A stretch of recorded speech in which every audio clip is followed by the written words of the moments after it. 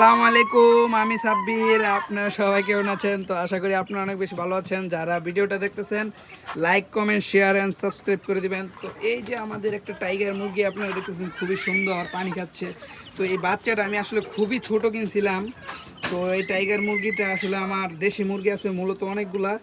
তো এইগুলো নিয়ে আমি আসলে পালন করতেছি। এই জায়গায় আগে কবুতর ছিল, কবুতর পালা বন্ধ করে দিয়েছি, কবুতর আর পালবো না। তো এই যে আপনারা দেখতেছেন একবার লাইট ব্রাহ্মার দুটা বাচ্চা। তো এই বাচ্চাটা আমি আসলে চ্যালেঞ্জ নিয়েছিলাম, তো এই বাচ্চাটাকে আসলে বাঁচাতে পারি কি না না পরে দেখি আমি আসলে পরে এই বাচ্চাটাকে আমি বাঁচাতে পেরেছি। তবে এই এই যে বাচ্চাটা আসলে খুবই বড় হয়ে গেছে, এই যে পড়ে গেল।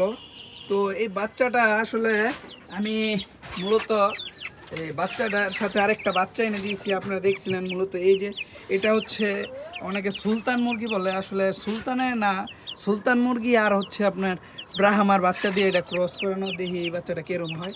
তো 15 দিনের বাচ্চা, খুবই সুন্দর। তো এই যে টাইগার মুরগি, এই যে দেশি মুরগি, দেশি মুরগি এই জায়গায় আপনার ডিম পাড়তেছে, খুবই সুন্দর। 6টার মতন নাকি 5টার মতন পেরেছে। তো আরেকটা ডিম আজকে ভুলবশত ভেঙে ফেলেছে। তো এই জায়গায় আমি আসলে মোরকের সেট আপ করতেছি বেশিরভাগ।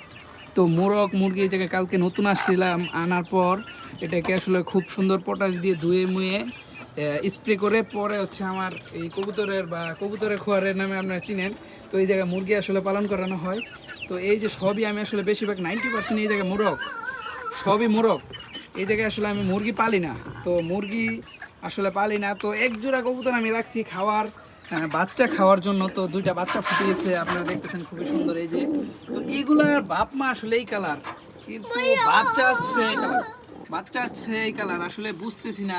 দুটোটাই হচ্ছে সাদা কালার বাচ্চা, আপনাদের একটু ধরে দেখাই। এই যে দেখবেন আপনারা, খুবই সুন্দর। এই দেখেন দুটোটাই বাচ্চা আসছে হোয়াইট। তো এই এক জোড়া কবুতর আমি মূলত রাখছি বাসায়, আব্বু বললো বাচ্চা খাওয়ানোর জন্য। এই যে ব্রাহ্মা। তো যারা ভিডিওটা দেখছেন সবাই সাবস্ক্রাইব করে দিবেন। তো যারা আমি আসলে বিভিন্ন রোগের ক্ষেত্রে আমি আসলে আপনাদেরকে সতর্ক করে দিব। তো এই মুরগিটা ডিম দিচ্ছে, আর কোনো জানি এই জায়গায় আসলে নাই, মুরগিটা তো নিয়ে তলে ঢুকে গেছে মনে হয় ঘরে। তো সবাই ভালো থাকবেন, 5 ওয়াক্ত নামাজ পড়বেন। আসসালামু আলাইকুম।